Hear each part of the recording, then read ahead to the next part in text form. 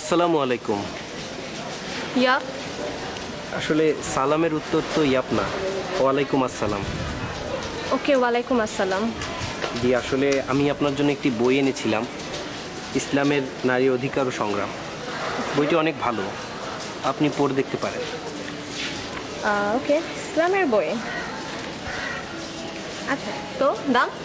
আসলে আপনি চাইলে এটাকে গিফট হিসেবে নিতে পারেন, আর যদি আপনি ওভাবে নিতে না চান, কাইন্ডলি প্রাইসটা বলেন, এটা প্রাইসটা কত? 50 টাকা। ওকে, ঠিক আছে। আসসালামু আলাইকুম। সুপথে চালাও, মাফ করে দাও আল্লাহ, ও গো আল্লাহ, ক্ষমা করে দাও, মাফ করে দাও, ক্ষমা। আসসালামু আলাইকুম ভাই, চলেন আমরা একটু সালাত আদায় করে আসি। ভাইয়া এখন তো প্যান্টটা ঠিক নাই, তাই নেক্সট টাইম করবো। ভাইয়া চলেন, আমরা চলেন একটু সালাত আদায় করে আসি। আপনার তো বুঝতে হবে আমার প্যান্টটা ঠিক নাই।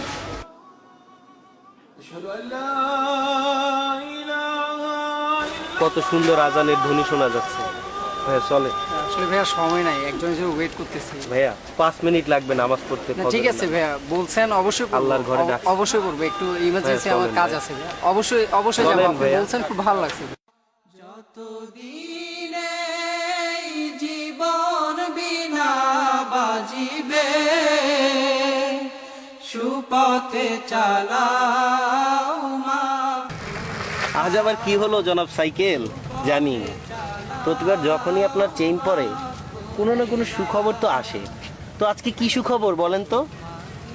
হ্যাঁ, আমি গরিব মানুষ, 2-4 পয়সা বই বিক্রি করে যা পাই তা দিয়ে বেশ চলে যায়, কিন্তু আপনাকে তো 2-3 ফোঁটা মোবিল ছাড়া কিছুই দিতে পারি না। কি করব বলেন? আচ্ছা, একটা কথা বলবেন, আমি যেদিন মরে যাব সেদিন আপনার পিঠের থেকে ভারটা চলে যাবে না?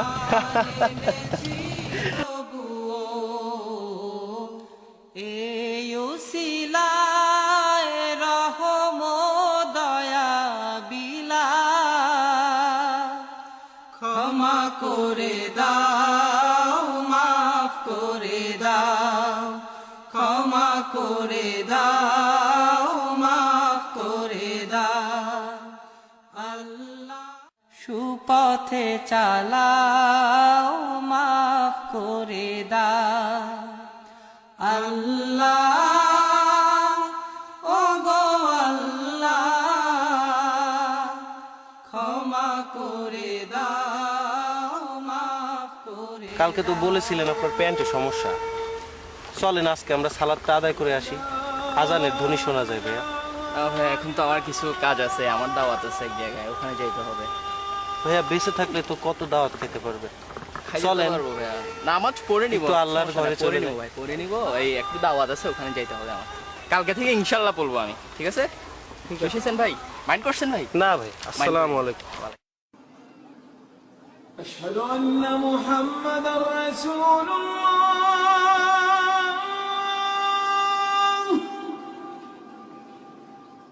আব্দুর রহমান, রহমান, চিনতে পেরেছেন? জি, ঠিক চিনতে পারলাম না।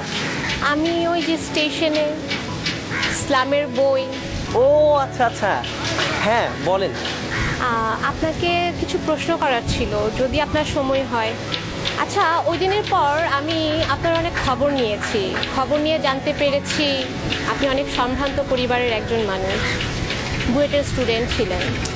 হঠাৎ আপনি এই প্রফেশন, বই বিক্রি করছেন। আসলে কি বলবো, বই বিক্রি করা আমার পেশা না। আমি সবাইকে বই উপহার দিই, তবে মাঝে মাঝে নিজের পকেট খরচের জন্য 2-4 পয়সা নেই, এই আর কি। সবাইকে নামাজের জন্য দাওয়াত দেই। আর সম্ভ্রান্ত পরিবারের ছেলে বলছেন, আমি হয়তো একটি সম্ভ্রান্ত পরিবারের ছেলে হতে পারি, কিন্তু শত চেষ্টা করেও আমি আমার পরিবারে থাকতে পারলাম না। জানেন, আমার পরিবারে আমার মা বাবা সবাই আছেন। প্রতিদিন আমি আমার মা বাবার খেদমত করে তারপরই বাসা থেকে বের হই। কিন্তু আমি বাসায় কখনোই খাই না, বাসার কিছুই পড়ি না, কারণ আমার বাবা মা তো বেনামাজি। আমি বেনামাজি রান্না খেতে পারবো না, তাদের সাথে একসাথে থাকা আমার পক্ষে সম্ভব না।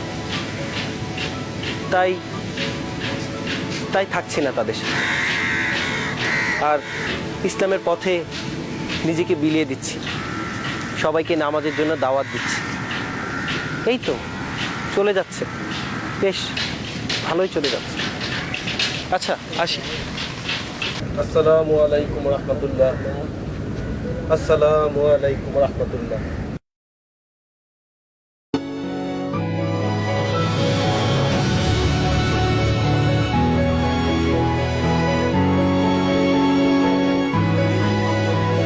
ভাই আমার অনেক বড় ভুল হয়ে গেছে ভাই, মাফ করে দিবেন ভাই। ভাই ভুল বুঝতে পারছি ভাই, এখন ভাই। থেকে নিয়মিত নামাজ পড়বো ভাই। ভাই আমার কাছে ভাই ভুলের কিছু নাই ভাই, সব ওই আল্লাহ তাআলার খেলা। ঠিক আছে ভাই, আপনি ভাই রেগুলার নামাজ পড়বেন, ইনশাল্লাহ ভাই নামাজ। আল্লাহ তাআলা আপনাকে হিদায়াত দিবে।